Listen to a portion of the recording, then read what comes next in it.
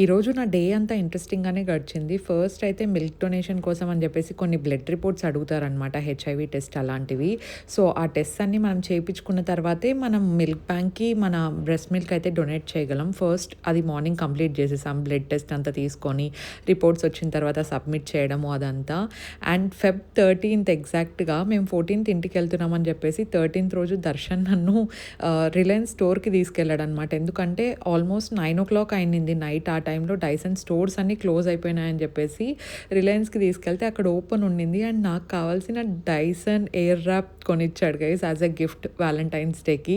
Actually నేను చాలా రోజుల నుండి పాతది పాడైపోయింది, కొత్తది తీసుకుందామనే ఆలోచనలో ఉన్నాను. కానీ ఇప్పుడొద్దు, మోస్ట్లీ నెక్స్ట్ మంత్ లేదంటే ఆ నెక్స్ట్ మంత్ అని పుష్ చేస్తూ ఉంటే మాత్రం నువ్వు ఇది బాగా యూజ్ చేస్తావు, వీక్లీ 2 టైమ్స్ అన్నా హెయిర్ స్టైల్ చేసుకుంటూ ఉంటావు కదా, తీసుకో అని చెప్పేసి ఇదే గిఫ్ట్ ఇచ్చాడనమాట.